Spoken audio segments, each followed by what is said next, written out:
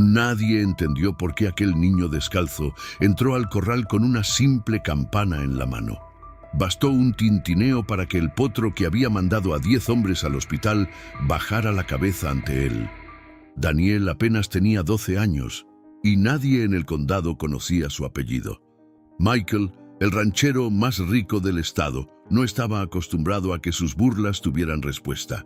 Aquel potro negro había mandado a 10 domadores al hospital. Para él, lanzar la recompensa era un entretenimiento cruel. Pero cuando ese niño descalzo levantó la mano, el silencio se tragó el aire caliente del corral. Daniel no hablaba de su pasado. Solo se sabía que dormía en el establo desde hacía semanas y que sus ojos parecían guardar un secreto imposible de arrancar. Lo que el ranchero ignoraba era que aquel desafío abriría una caja de verdades enterradas durante años. La pregunta no era si el huérfano podía domar a la bestia. La pregunta era por qué el potro salvaje se quedó inmóvil apenas escuchó el primer tintineo de una campana. Por unos segundos nadie respiró. Los vaqueros curtidos que habían presenciado cómo aquel potro negro lanzaba a 10 hombres por los aires no podían creer lo que veían. La bestia de casi 600 kilos, con los ojos inyectados en furia, bajó la cabeza y resopló suavemente mientras el niño descalzo alzaba la campana. El tintineo metálico no era un sonido cualquiera, era una llave que solo Daniel sabía usar. La finca de Michael ocupaba más de 2000 hectáreas en el corazón del valle. Desde hacía 3 generaciones, su familia se había adueñado de tierras, ganado y reputación. A sus 60 años, Michael vestía chaquetas de piel que costaban más de lo que sus peones ganaban en un año, y su palabra era ley. Cuando organizaba apuestas, las ganaba. Cuando compraba caballos, los mejores ejemplares terminaban en sus establos. Y cuando alguien le desafiaba, no tardaba en arrepentirse. Pero aquella mañana de octubre, el guión que Michael había escrito se rompió en pedazos. Daniel llevaba 4 meses durmiendo entre el heno. Nadie en el rancho sabía de dónde había salido. Apareció una noche de tormenta, empapado y sin zapatos, pidiendo trabajo a cambio de un plato de comida. El capataz lo aceptó por lástima. Le asignaron las tareas más duras: limpiar los establos, acarrear agua, cepillar caballos que no le pertenecían. No hablaba más de lo necesario, no se quejaba y, sobre todo, nunca pedía nada. En las noches, mientras los otros peones regresaban a sus casas, Daniel se quedaba solo. Se sentaba junto a la cerca del potrero más alejado y miraba al potro negro. No con miedo, no con ambición. Lo miraba como quien reconoce a un viejo amigo. El potro se llamaba Tormenta. Había nacido en aquella misma finca, pero su historia era turbia. Durante meses, Michael había presumido de tener al caballo más indomable del estado. Lo compró junto con su madre, una yegua premiada llamada Estrella, en una transacción que muchos consideraron dudosa. Estrella murió a las pocas semanas del parto. Tormenta creció salvaje, agresivo, incontrolable. Los veterinarios hablaron de un trauma profundo. Los vaqueros hablaban de mala sangre. Michael solo veía un animal inservible. Fue entonces cuando se le ocurrió el desafío: $80,000 a quien monte a esa bestia sin terminar en el hospital. Anunció una tarde desde su camioneta con el fajo de billetes en la mano. Traigan a sus mejores domadores o vengan ustedes mismos. Pero les advierto, no me hago responsable de los huesos rotos. Uno tras otro fueron llegando. Hombres jóvenes de otros ranchos, jinetes de rodeo, incluso un entrenador de caballos de carreras que había trabajado en Kentucky. Tormenta los derribó a todos. Algunos salieron con fracturas, otros con moretones que tardarían semanas en sanar. Y uno, el más experimentado, quedó inconsciente durante 7 minutos. El mensaje era claro: el potro no se dejaba domar. La mañana del desafío definitivo, el corral estaba lleno. Habían llegado curiosos de 3 condados, apostadores, periodistas de la radio local. Todos querían ver quién sería la próxima víctima. Michael, desde su puesto de honor, sonreía. No esperaba que nadie triunfara. La diversión estaba en la derrota ajena. Entonces, una voz pequeña pero firme se alzó desde atrás. «Yo lo haré, señor». Era Daniel, descalzo con la camiseta remendada y el pelo revuelto. Un murmullo de burla corrió entre los presentes. Alguien gritó: «¡Vuelve al gallinero, muchacho!». Otro le dijo que se apartara antes de que lo pisaran. Michael bajó del estrado. Se plantó frente al niño y lo examinó con una mezcla de desprecio y curiosidad. «¿Sabes lo que estás pidiendo, huérfano? Ese potro ha roto vértebras. No va a tener piedad de ti». Daniel no respondió de inmediato. Sacó del bolsillo una campana pequeña, de bronce desgastado, atada a una correa de cuero vieja. La sostuvo en alto para que Michael la viera. «Solo necesito esto. Y 5 minutos». Michael estalló en carcajadas. Lo mismo hicieron la mayoría de los vaqueros. Pero hubo algo en la mirada del niño, una calma tan profunda que resultaba perturbadora, que hizo que el ranchero se detuviera. Aquel no era el desafío temerario de un adolescente. Era la certeza de quien posee un secreto. «De acuerdo», sentenció Michael. «Tus 5 minutos empiezan cuando cruces esa cerca. Pero te lo advierto, si el caballo te patea, nadie entrará a salvarte». Daniel asintió y se descalzó por completo. Sin botas, sin casco, sin protección. Solo la campana. Abrió la puerta del corral con una lentitud que crispó los nervios de todos. Tormenta, al otro extremo, levantó la cabeza, resopló y tascó el freno de aire. Todo el mundo esperaba la embestida, pero no ocurrió. Daniel avanzó 3 pasos y agitó la campana. El tintineo resonó en el silencio. Tormenta enarcó el cuello y giró las orejas hacia adelante. Dejó de moverse. Una quietud absoluta se apoderó de sus músculos tensos. El niño dio otros 3 pasos. Volvió a agitar la campana. Esta vez, Tormenta dio un paso al frente. No era agresividad, era curiosidad. Algo en aquel sonido atravesaba su memoria como un relámpago. Los vaqueros se miraron entre sí. Algunos creían estar presenciando un milagro, otros un truco, pero nadie entendía nada. Cuando Daniel llegó a apenas 1 metro del potro, extendió la mano libre. No intentó tocarlo, simplemente esperó. Tormenta olfateó sus dedos y luego bajó la cabeza rozando su frente con la palma del niño. La campana sonó una vez más, y el caballo más salvaje del estado se dejó acariciar como un potrillo recién nacido. Michael se puso pálido. No era solo asombro, era miedo. Porque en ese instante, el ranchero reconoció el objeto que Daniel sostenía. La campana con el grabado de un trébol de 3 hojas. La había visto antes, muchos años antes. Perteneció a don Joaquín Ordaz, un anciano criador que había muerto en la miseria después de que Michael le comprara su última yegua a un precio ridículo. Daniel era el nieto de Joaquín, y Tormenta era el potro que nunca debió nacer en aquella finca. El niño se giró hacia el ranchero sin soltar la crin del animal. La multitud enmudeció. 5 minutos no van a ser necesarios, señor. Tormenta ya está domado. Solo estaba esperando que alguien hablara su idioma. Michael apretó los puños. El fajo de billetes tembló en su mano. No solo había perdido $80,000. Acababa de descubrir que el huérfano que dormía entre sus caballos era el dueño legítimo de un linaje que él creía haber robado para siempre. Y lo peor era que todo el condado estaba mirando. El silencio duró apenas 3 segundos. Luego, el corral estalló en un caos de voces. Los vaqueros se empujaban para ver mejor. Los apostadores reclamaban a gritos. Y en el centro de aquella tormenta humana, Daniel seguía descalzo, con la mano apoyada en el cuello de Tormenta y la campana colgando de sus dedos.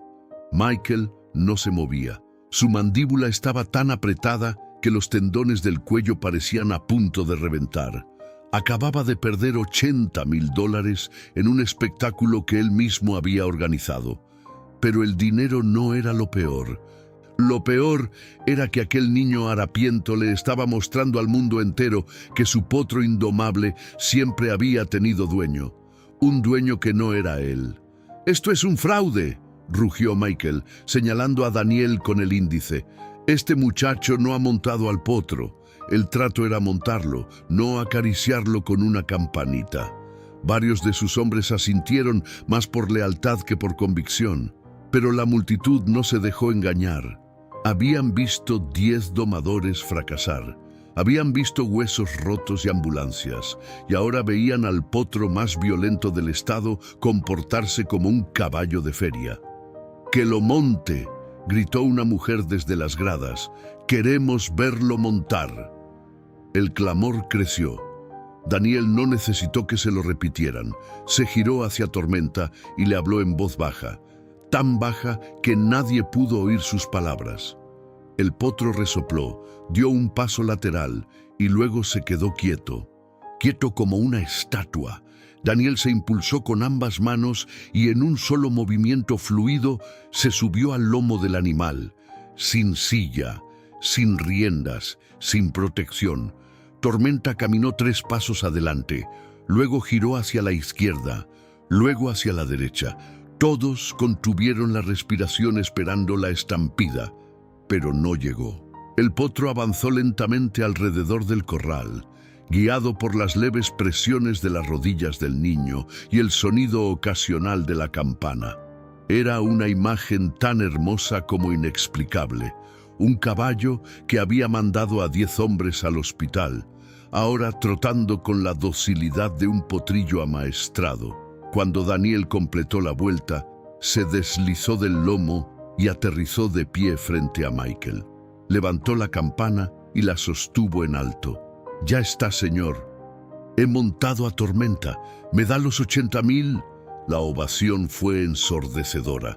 Sombreros volaron por el aire.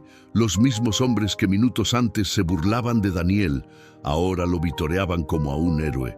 Michael no tuvo más remedio que entregar el fajo de billetes. Lo hizo con una sonrisa falsa y los ojos llenos de veneno. Pero esto no se iba a quedar así. Aquella noche, en la casona principal de la finca, Michael reunió a sus 3 abogados. El más viejo, Saúl Mendoza, era un hombre delgado y pálido que llevaba 20 años resolviendo los problemas legales del ranchero con una mezcla de astucia y falta de escrúpulos. «Ese niño me ha humillado delante de medio condado», dijo Michael mientras servía whisky en un vaso de cristal. «Quiero que encuentren una forma de recuperar ese dinero. Y de paso, que ese huérfano vuelva a dormir bajo un puente». Saúl carraspeó antes de hablar. «Patrón, hay un problema. Durante el jaleo de esta tarde, estuve preguntando por el pueblo. Ese chico, Daniel, no es un cualquiera. Dicen que es nieto de Joaquín Ordaz». El vaso de whisky se detuvo a medio camino. Michael palideció. «Joaquín Ordaz murió hace 4 años. Yo mismo fui a su entierro». «Exacto», continuó Saúl. «Y según los archivos del condado, su hija tuvo un hijo ilegítimo, un niño que desapareció cuando ella falleció.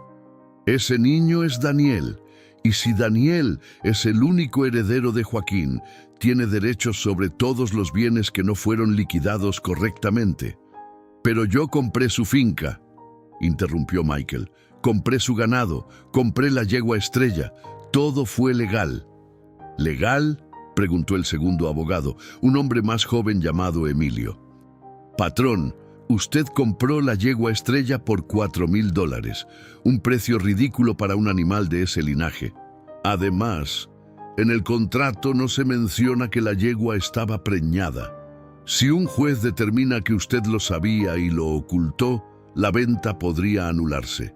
Y si la venta se anula, el potro nunca fue suyo». Michael estrelló el vaso contra la chimenea.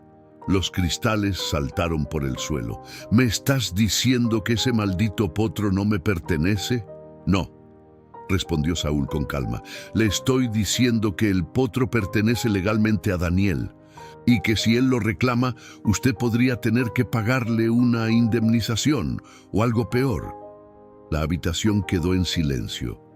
Por la ventana, a lo lejos, se veían las luces del establo donde Tormenta descansaba y junto a él, una pequeña fogata donde Daniel se había instalado, rodeado de algunos peones que ahora lo miraban con respeto. Pero la historia no terminaba con un simple fallo legal. A la mañana siguiente, uno de los vaqueros más antiguos de la finca, un hombre llamado Tomás Alvarado, pidió hablar con Daniel en privado. Tomás tenía 72 años, la espalda curvada por décadas de trabajo y una cicatriz en la mejilla que se había ganado en un rodeo 30 años atrás. Había trabajado para Joaquín Ordaz antes de que Michael comprara la finca y guardaba secretos que nunca había contado a nadie. «Tu abuelo era el mejor criador de caballos de este valle», le dijo Tomás mientras se sentaban en un tronco. «Tenía un don. Los animales lo obedecían sin necesidad de gritos ni golpes. Usaba esa campana para llamar a la yegua Estrella. La había entrenado desde potrilla para que respondiera a ese sonido». Daniel acariciaba la campana sin decir nada. «Cuando tu abuela enfermó, Joaquín se endeudó hasta el cuello», continuó el viejo. «Michael apareció como un salvador, le ofreció comprar la finca con todo y animales, pero Joaquín no sabía que Estrella estaba preñada y Michael, que era el comprador, tampoco lo mencionó en el contrato. Cuando el potro nació, se dio cuenta de lo que tenía, un pura sangre de valor incalculable, y decidió que nunca permitiría que nadie supiera la verdad. «¿Por qué no dijo nada antes?», preguntó Daniel. Tomás bajó la mirada. «Y porque Michael tiene gente peligrosa. Cuando intenté contárselo al juez municipal hace 3 años, aparecieron 2 hombres en mi casa. Me dijeron que si volvía a abrir la boca, mi nieta pequeña tendría un accidente. No pude hacer nada». Esas palabras golpearon a Daniel como un puñetazo en el estómago. Comprendió que su victoria en el corral no era el final de nada, era apenas el comienzo de una guerra. Esa misma tarde, una noticia corrió por el pueblo. Michael había contratado a un detective privado para investigar el pasado de Daniel. Quería encontrar cualquier cosa que pudiera desacreditar al niño: antecedentes de su madre, problemas con la justicia, testigos que declararan en su contra. No le importaba gastar más de lo que había perdido. Lo único que le importaba era destruir a quien había osado humillarlo. Pero Michael no contaba con algo. La gente del pueblo estaba harta de sus abusos. Durante años había comprado tierras a precios irrisorios, había despedido a trabajadores sin pagarles, había manipulado subastas y había amenazado a cualquiera que se interpusiera en su camino. Ahora, ese niño descalzo se había convertido en un símbolo, el símbolo de todo lo que el ranchero les había robado. 3 días después del desafío, un grupo de vecinos se presentó en el establo donde Daniel dormía. Traían comida, mantas y una propuesta. «Muchacho, queremos ayudarte», dijo una mujer llamada Carmen, dueña de la tienda de abarrotes. «Sabemos quién eres. Sabemos lo que hizo Michael y estamos dispuestos a testificar ante un juez si es necesario». Daniel los miró con los ojos brillantes. No estaba acostumbrado a recibir ayuda. Llevaba años solo, sobreviviendo en las calles, confiando únicamente en su instinto y en el recuerdo borroso de su madre. Pero ahora, gracias a una campana y a un potro salvaje, todo eso podía cambiar. Sin embargo, el tiempo jugaba en su contra. Michael ya había movido ficha. Esa misma noche, 2 agentes de la policía del condado se presentaron en el establo. Daniel Ordaz dijo uno de ellos mostrando una placa. Tiene que acompañarnos. Hay una denuncia en su contra por allanamiento y hurto de propiedad privada. ¿De qué habla?, respondió Daniel sin levantarse. Yo no he robado nada. El señor Michael Gallagher asegura que usted entró ilegalmente en su propiedad y que sustrajo la campana que usó para el desafío. Dice que esa campana es suya. Era absurdo. Todo el mundo sabía que la campana pertenecía a la familia de Daniel. Pero la denuncia no buscaba ser creíble. Buscaba detenerlo, ponerlo entre rejas, mientras los abogados de Michael encontraban la manera de borrar cualquier prueba sobre la propiedad del potro. Daniel fue esposado, pero justo cuando los agentes se lo llevaban, una figura apareció en la entrada del establo. Era Tomás Alvarado, el viejo vaquero, acompañado por una mujer de pelo blanco que caminaba con bastón. «¡Deténganse!», gritó Tomás. «Esta mujer tiene algo que decir». La mujer levantó la cabeza. Era la antigua secretaria del juzgado del condado, doña Mercedes Valdés. Llevaba jubilada 8 años, pero guardaba en su casa documentos que nunca habían sido entregados a la justicia. «Tengo el testamento original de Joaquín Ordaz», dijo con voz firme, «y en él se menciona la campana. También se menciona el embarazo de la yegua Estrella». Joaquín lo sabía y dejó escrito que si la yegua paría un potro, ese animal pertenecería a su hija, y tras la muerte de su hija, al niño que ella dejara. Uno de los agentes soltó las esposas de Daniel. El otro se quedó paralizado. Michael había cometido un error fatal. Había subestimado a la gente. Había pensado que el miedo los mantendría callados para siempre. Pero cuando se ha vivido demasiado tiempo bajo una bota, basta un pequeño gesto de valentía para encender la chispa de la rebelión. Las esposas cayeron al suelo con un tintineo metálico que, por un instante, se mezcló con el eco aún vivo de la campana de bronce.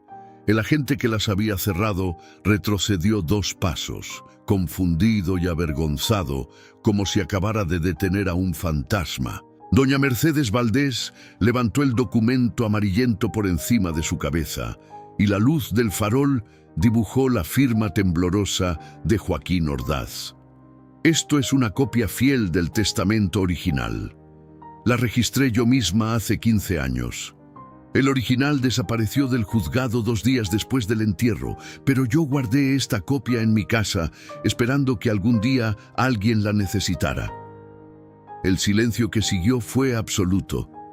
Los vaqueros, los vecinos, incluso el segundo agente, contuvieron la respiración mientras doña Mercedes leía en voz alta la cláusula que cambiaría todo. «La yegua Estrella, preñada de 4 meses, pertenecerá a mi hija Elena, y si algo le ocurriera a ella, todo lo que nazca de Estrella junto con la campana de bronce que ha servido para guiarla, pasará a ser propiedad de mi nieto».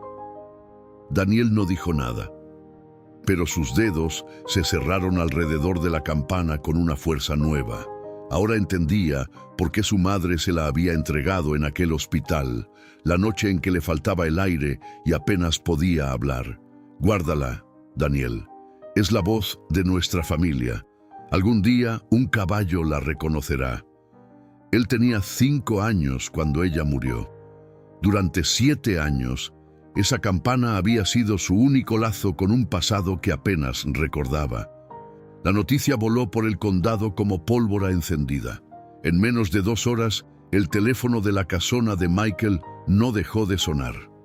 El primero en llamar fue Saúl Mendoza, el abogado principal, que había recibido una copia del testamento por fax desde la tienda de abarrotes de Carmen. «Patrón, tenemos un problema muy grave.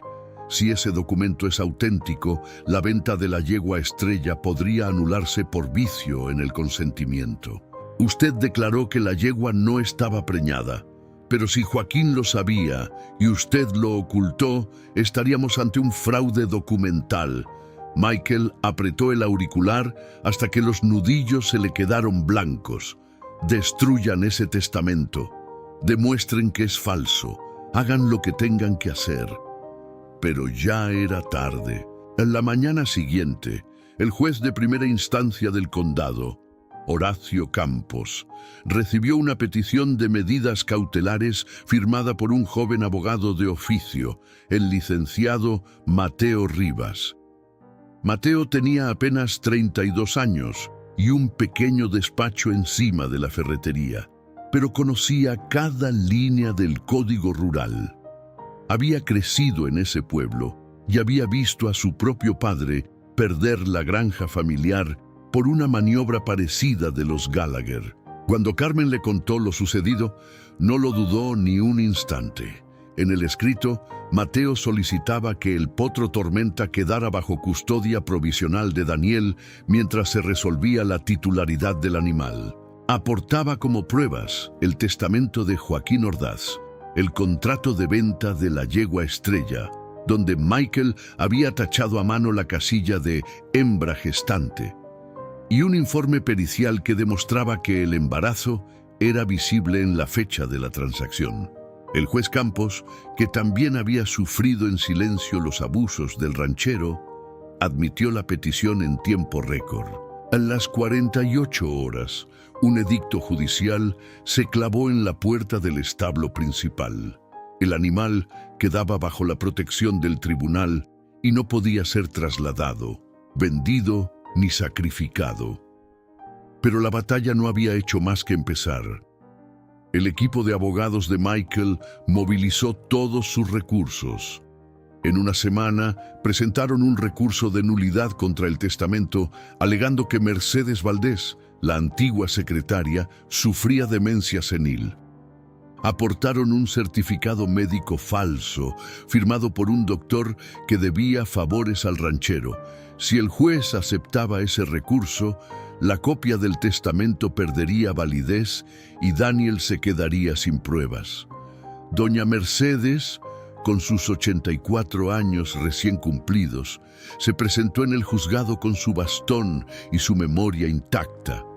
Se sentó frente al juez y recitó de corrido el número de registro notarial del testamento, la fecha exacta en que Joaquín lo firmó y los nombres de los dos testigos, su propio hermano ya fallecido y Tomás Alvarado, el viejo vaquero que seguía vivo y dispuesto a declarar: «Señoría, yo puedo contarle lo que desayuné cada mañana de los últimos 15 años. ¿Quiere que empecemos por los lunes?». La sala estalló en carcajadas. El recurso fue desestimado. Pero Saúl Mendoza no se rindió.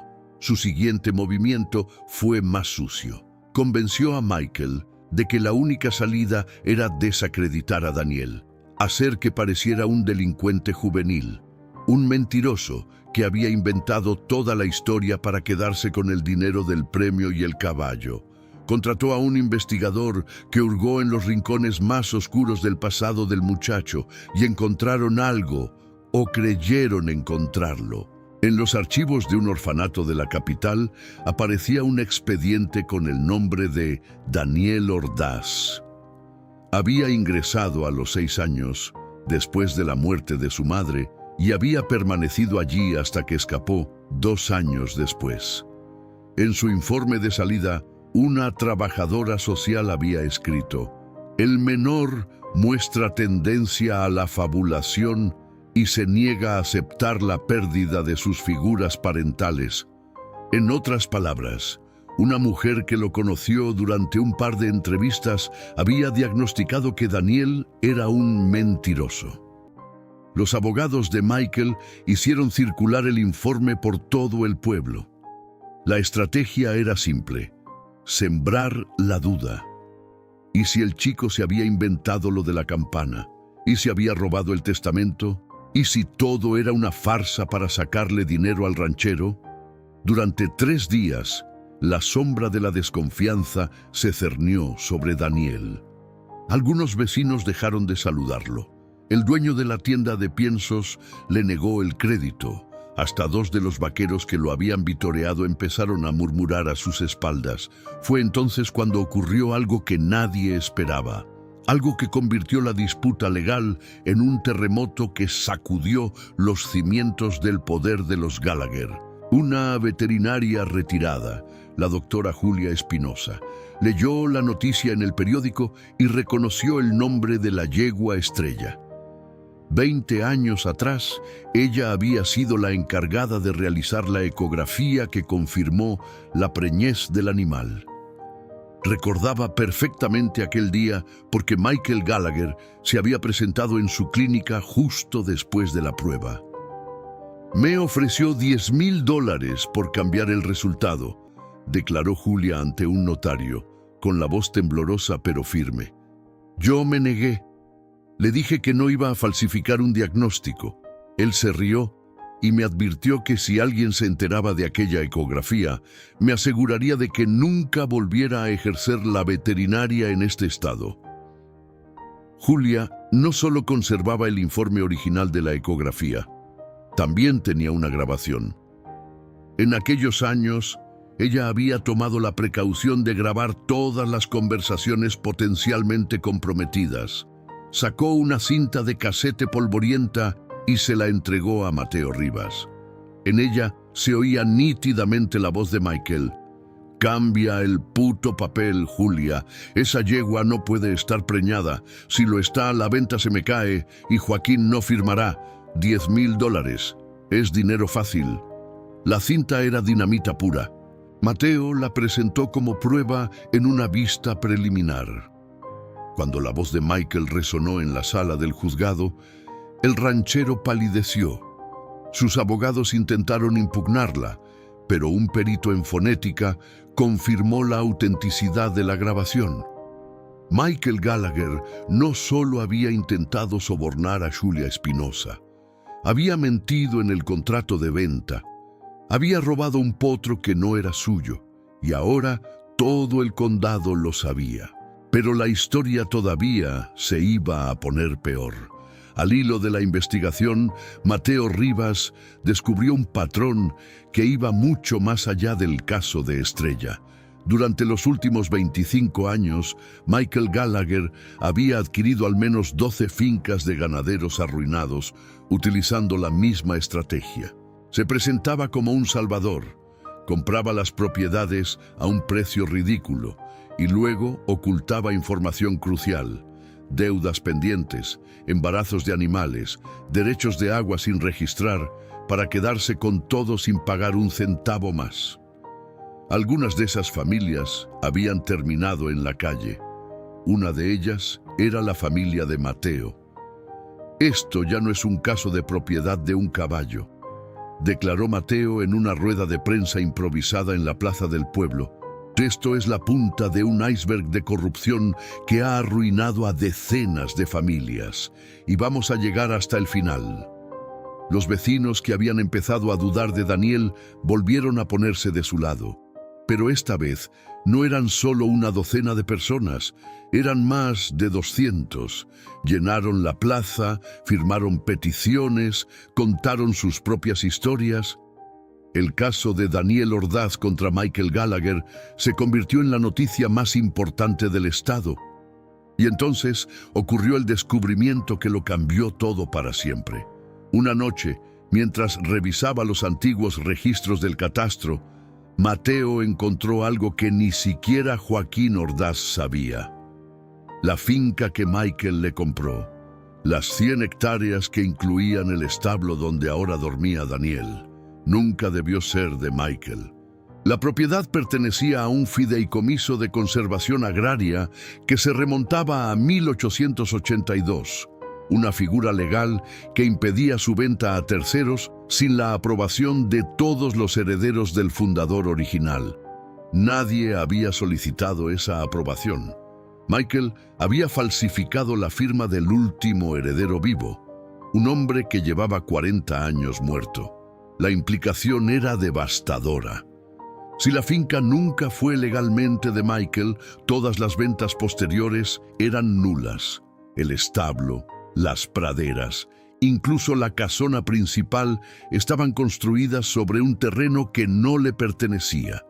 Y lo más irónico de todo, el fideicomiso establecía que, en ausencia de herederos directos, la tierra revertiría a los trabajadores que la hubieran cultivado durante más de una década, es decir, a peones como Tomás Alvarado y a muchachos como Daniel. Cuando Mateo le comunicó el hallazgo, Daniel se quedó en silencio durante un minuto entero. Las lágrimas resbalaban por sus mejillas, pero no lloraba por él, lloraba por su abuelo, que murió creyendo que lo había perdido todo.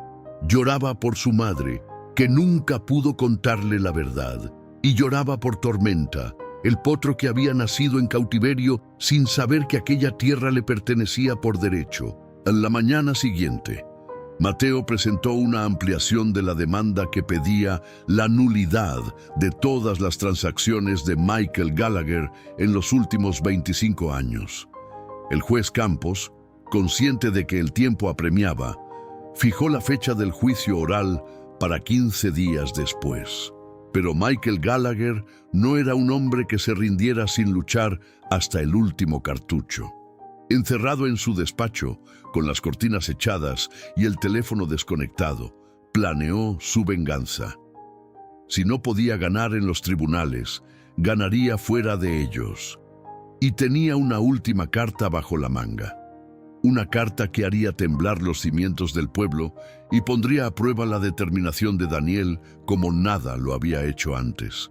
Porque esa noche, mientras la luna llena iluminaba el valle, alguien se deslizó en las sombras con una lata de gasolina y un mechero. Y el objetivo no era el establo de Daniel. Era algo mucho más valioso: la tienda de Carmen, la mujer que primero alzó la voz, la que guardaba en su trastienda todas las pruebas documentales del caso. Un incendio a tiempo podía borrar el pasado. Y el pasado era lo único que se interponía entre Michael y la impunidad. Pero el fuego nunca llegó a encenderse. El hombre que se deslizaba entre las sombras con la lata de gasolina no era un desconocido. Era Samuel, el mozo que durante años había limpiado los establos de Michael sin que nadie recordara su nombre. Samuel había visto cosas que preferiría no haber visto. Había presenciado palizas, sobornos, amenazas. Y aquella noche, mientras se acercaba a la tienda de Carmen con el mechero temblándole en la mano, se detuvo. Se detuvo porque recordó a su propia madre. Recordó cuando los Gallagher le arrebataron la parcela donde ella cultivaba maíz. Recordó el día en que la encontró llorando en la cocina sin nada que darle de comer a sus hermanos. Y recordó que nadie, absolutamente nadie, había alzado la voz por ellos. Dejó la lata en el suelo. Llamó a la puerta de Carmen con 3 golpes suaves. «Soy Samuel. No abra todavía. Escúcheme. El patrón me mandó quemar su tienda. Quiere destruir los papeles del juicio. Pero no voy a hacerlo. Ya no». Carmen entreabrió la puerta. Lo miró a los ojos durante un segundo eterno. Luego le tendió la mano. «Pasa, hijo. Aquí dentro hace más frío que en la calle». Samuel no solo entró. Esa misma noche, con la ayuda de Carmen y Mateo, redactó una declaración jurada donde detallaba cada delito que había presenciado en los últimos 8 años. Desde la falsificación de firmas hasta el soborno a inspectores de sanidad animal, desde las amenazas a jueces locales hasta el intento de incendio de aquella misma noche.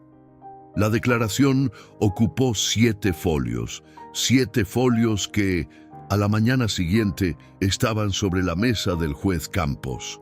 Michael Gallagher fue detenido a las 10 de la mañana de un jueves soleado.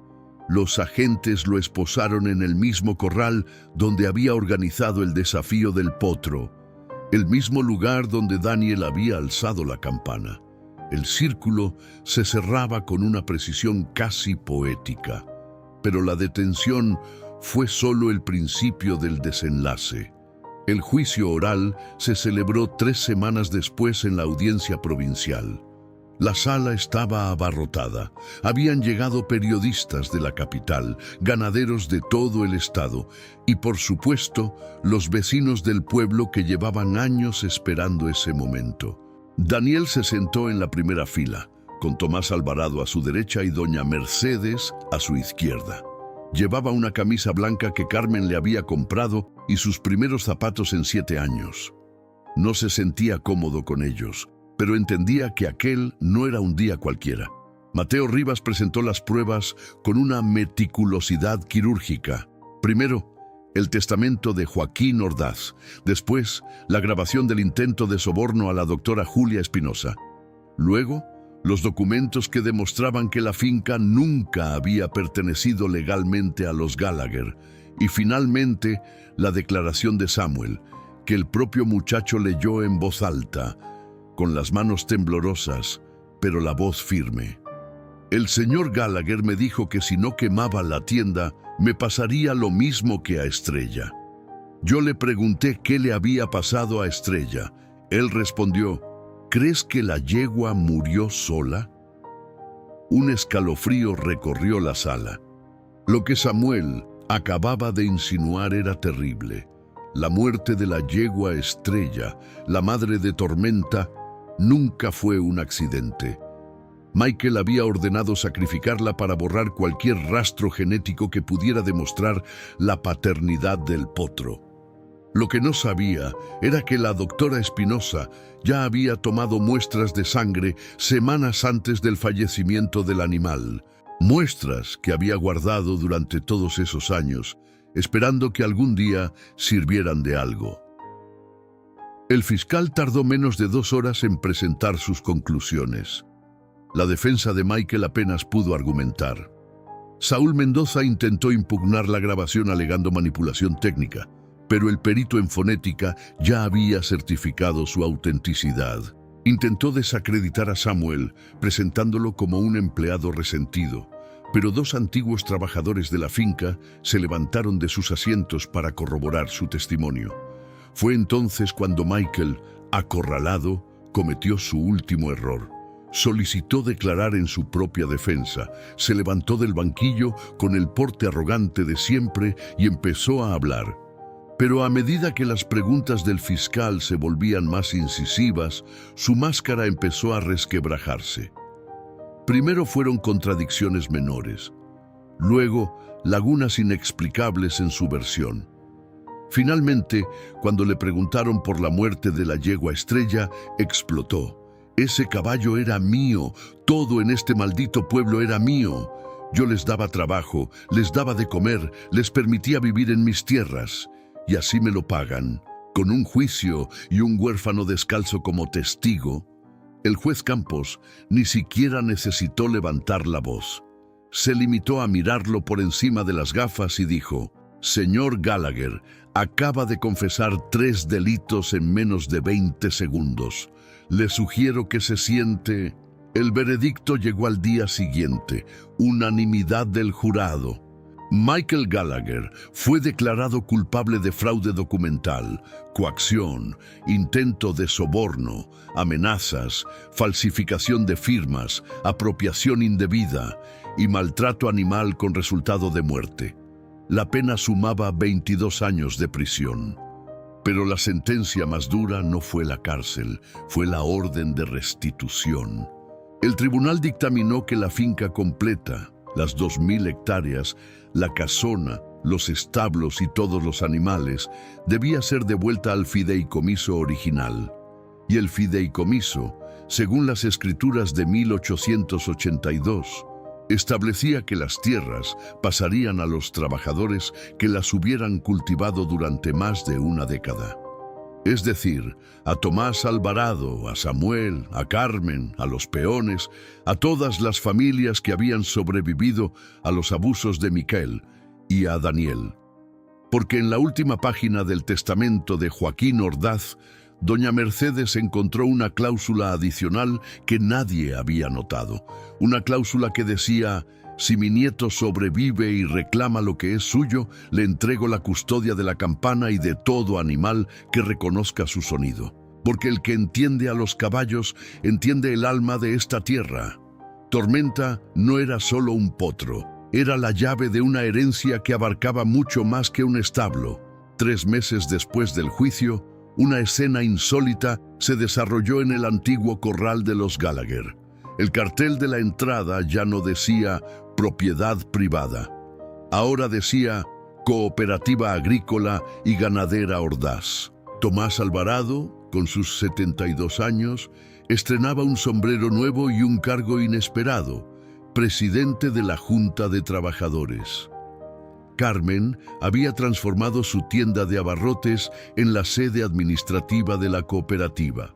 Samuel, el chico que no quemó la tienda, supervisaba los establos. Y en el centro del corral, Daniel entrenaba a Tormenta, no con látigos ni espuelas, con la campana de bronce que había pertenecido a su abuelo. El potro, que antes era conocido como la bestia más indomable del estado, ahora trotaba en círculos perfectos, respondiendo a las indicaciones más sutiles. Los veterinarios que lo examinaron después del juicio confirmaron algo que Daniel ya sabía.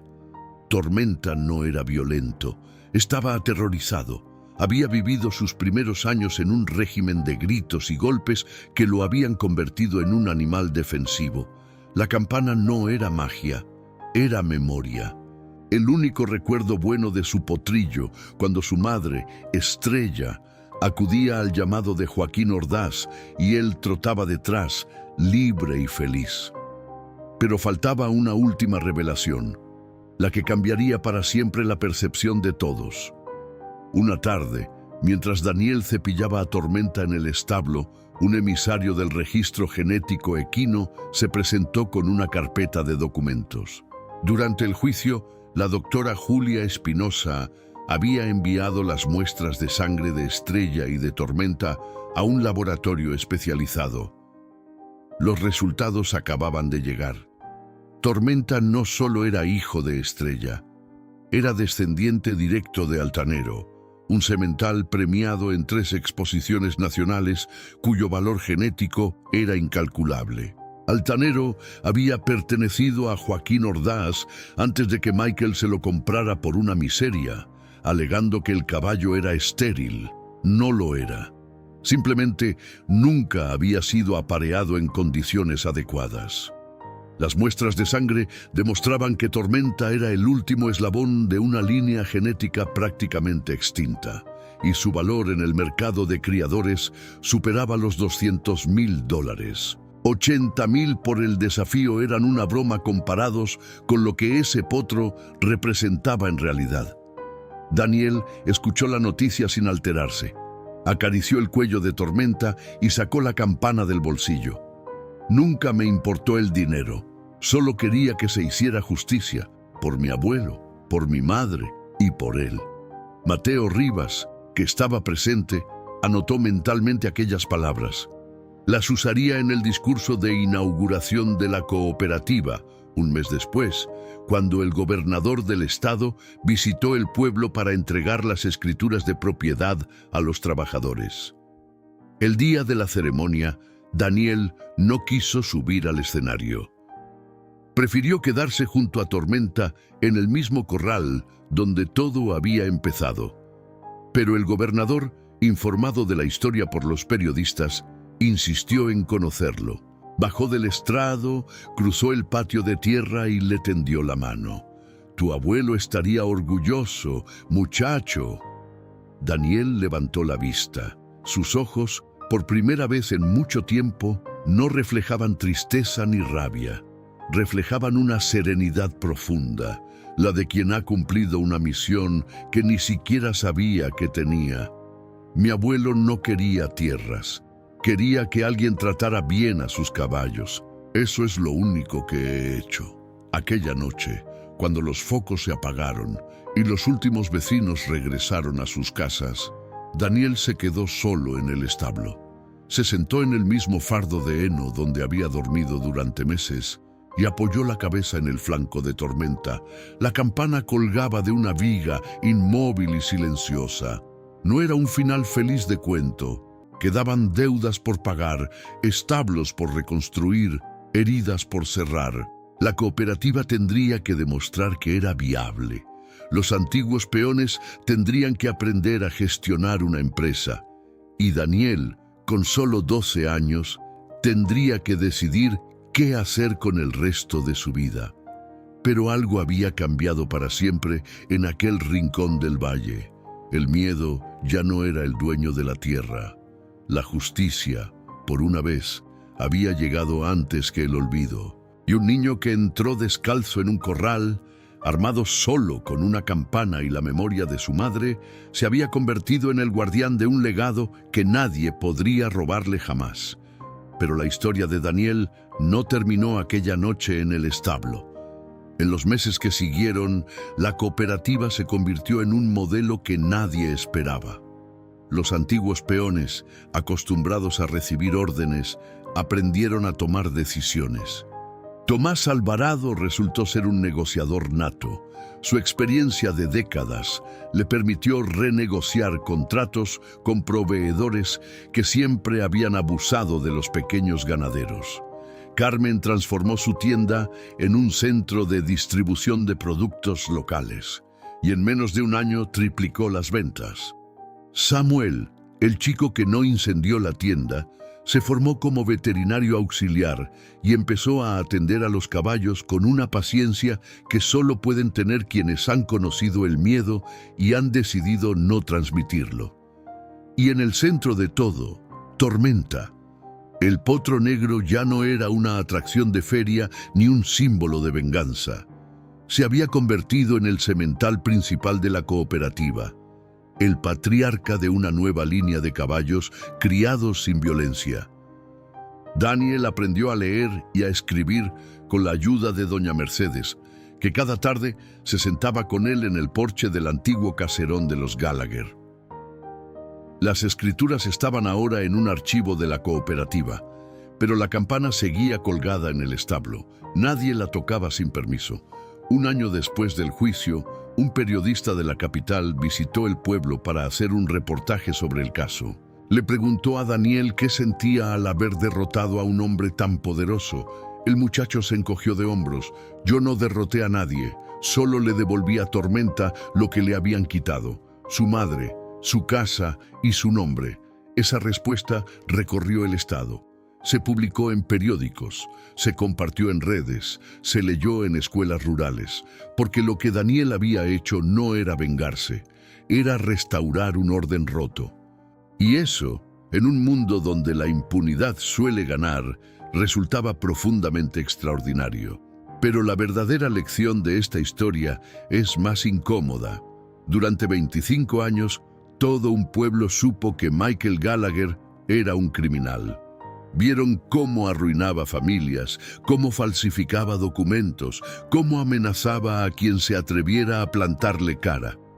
Y durante 25 años nadie hizo nada. Hizo falta un niño descalzo, sin nada que perder, para que el miedo cambiara de bando. ¿Cuántos Michael Gallagher existen todavía, protegidos por el silencio de quienes prefieren no meterse en problemas? ¿Cuántos Daniels duermen en establos, esperando que alguien les tienda una mano? La campana de bronce sigue sonando en el valle. Su tintineo es ahora el llamado de la cooperativa para reunir a los trabajadores cada mañana. Pero su eco va mucho más lejos. Es el recordatorio de que a veces la justicia no llega desde los tribunales ni desde los gobiernos. Llega desde abajo, desde los que no tienen nada, salvo la verdad y el coraje de sostenerla. Si esta historia te ha inspirado, compártela con alguien que necesite recordar que lo imposible solo es cuestión de perspectiva. Suscríbete y activa la campana para seguir descubriendo casos reales donde la esperanza venció al poder. Porque mientras exista un niño dispuesto a levantar la mano, ningún potro salvaje será imposible de domar.